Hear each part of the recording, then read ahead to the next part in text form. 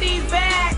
Beasties back. Beastie Montana was just the beginning, yet these beasties back. All lies on us, cause we destined for riches. We ain't stunting you niggas, and we don't fuck with you bitches. Nah.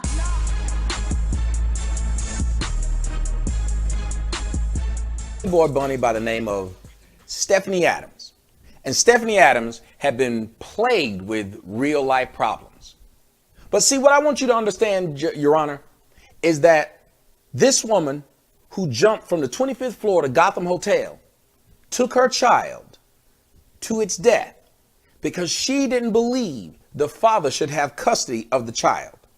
She, this mother, this black terminatrix, felt like her child would be better off dead than with the father who was taking care of the kid.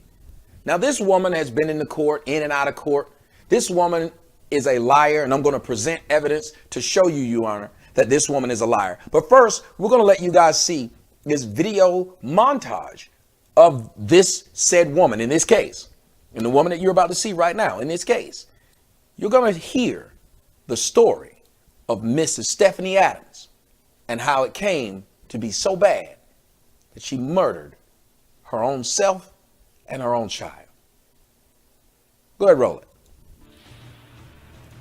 Former Playboy Centerfold and model Stephanie Adams plunged to her death Friday, along with her 7-year-old child after falling off of a New York City penthouse.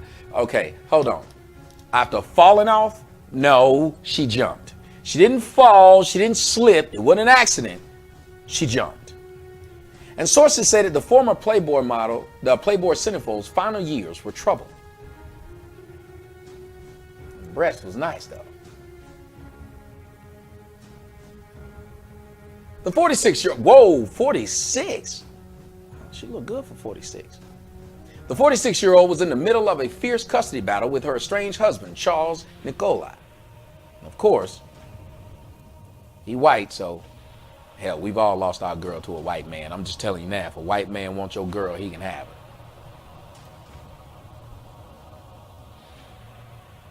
The owner of the Wall Street Chiropractic, and he was the owner of the Wall Street Chiropractic and Wellness. No, she was. That was Gotham Hotel right there. The relationship between the former couple was allegedly so toxic, that he was the owner, sorry.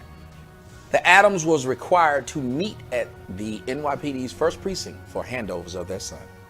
In 2013, the former couple was sued by Delic Edwards, a former massage therapist. You guys saw the picture of her earlier, who claimed that she was fired after Nicolai admitted Adams would get jealous because Edward was too cute. Just a year before, Adams received $1.2 million after she successfully sued the New York City police for manhandling her back in 2006, which resulted in injuries. But Adams wasn't always plagued with court woes. Fuck you talking about, Fox? The pinup, who claimed to be a direct descendant of U.S. Presidents John Adams and John Quincy Adams, revealed on her website that she was raised by her aunts, who were two former models. When Adams appeared in Playboy, get this, she declared herself the first openly lesbian playmate. Here's the lie. However, her site noted she allegedly dated elites from, hold on a second. I'm trying to read this. Don't be, there we go. However, her site noted that she allegedly dated Elite's founder, John Calablancas, Kevin Kline supermodel Ted Stevenson. Oh, geez. You can't stop them from lying. And other prominent New York City men, including famous ones such as Robert De Niro. She also claimed to have been married to an Italian investment banker, because that's what she does, whom she subsequently divorced.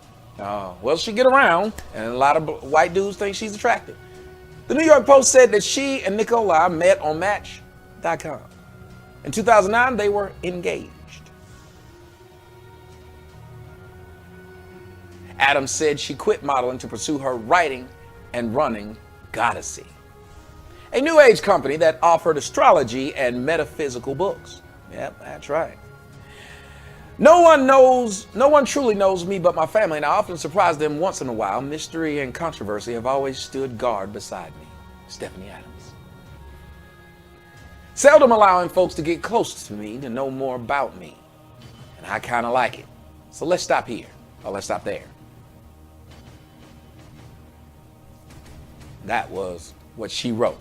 All right, Your Honor, I want you to take a look at this, and I got a lot more evidence to prove to you that not only do black women love the shit out of white men, worship the shit out of white men, but the fact that she decided, since I cannot keep custody of my kid, I'm going to jump and kill the kid. Now, this should remind you of another story that I did of a black woman who married a white man. The white man successfully divorced her and got custody of the house. So she not only burned the house down, but burned down 19 other houses in the neighborhood in her effort to do so. Now, it is amazingly funny to me that black women who are considered strong, who you never hear about them killing themselves over custody of their black children, you also never hear about them losing custody of their black children to black men. So why is it that white men can so easily come in and take a mixed child from a black woman? I mean, didn't the same thing happen with Halle Berry? She lost custody of both her children.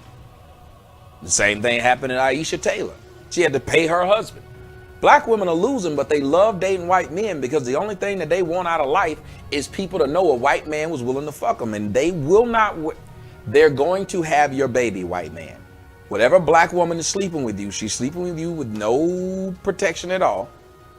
And if she gets pregnant, she's going to be happy. She's going to tell the whole world, and that mixed baby is going to be the center of her universe. So what do you think was going to happen, Mr. Nikolai? What do you think was going to happen when you decided to take this black bitch's prize away from her? The only thing she had to live for. That's why all of her so-called dating partners were white men. There's nothing wrong with it, but she would never be called a sellout. And what really pisses me off, Judge, is the fact that people are having sympathy for her.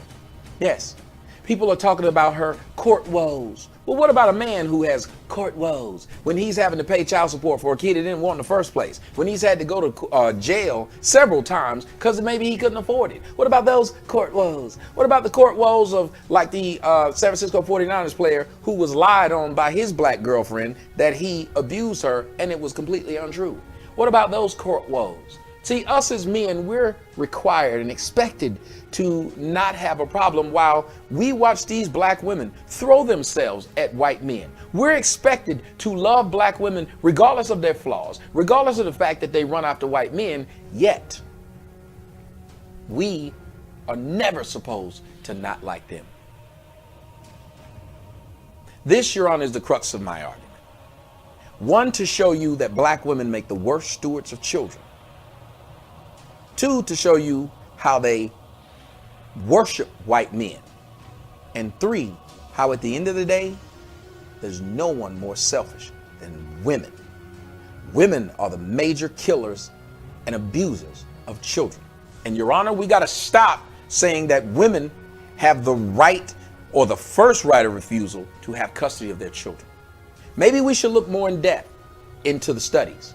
Maybe we should understand that giving women the power over life and death has made them feel like they have the power over life and death.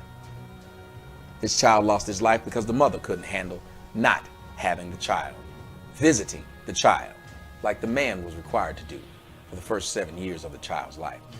Amazing, isn't it? Your Honor, I don't mean to cast aspersions onto women for no reason. I love women, but I despise them at the same time for the things that they do. Most of the things that they do, Your Honor, they've been allowed to get away with them because of our system. Because our system treats them like retarded children instead of adults. They ask for equality, Your Honor, but they don't seek it. They only seek it in areas where they don't deserve it. They never ask for it when it comes to sentencing. They never ask for it when it comes to parenting. They never ask for it when it comes to bringing a life into this world. They like the position that they're in. They like the position that we're in as men, subservient. Your Honor, I ask you to rule in my favor and men all across the world as we point out situations like Miss Stephanie Adams and others. She is being treated like she's a victim. The only victim here is the child. The only other victim is the father, who apparently loved the child, as he released a statement talking about how much he loved his kid. The statement that the doctor released said this, or his lawyer said, Dr. Charles Nicolai is devastated. He lived for his son, and he's now gone. He tells me that they were just in court over custody of their son on Wednesday. He won custody. She jumped to their death. Your Honor, from now on, I ask you and all courts across the United States to hold off on just giving a woman the right to everything. Because what you did is give the most irresponsible being on earth the most responsibility a human can have. Thank you for listening to me. She's a bitch. She's a horrible person. She needed to be, oh no, she's already dead. But if she wasn't, instead of people asking what drove her to this, they need to treat women like they treat men. She's a fucking killer, Your Honor. She's a murderer. And as my co-counsel Reese would say, listen and understand that Terminator is out there. It can't be bargained with. It can't be reasoned with.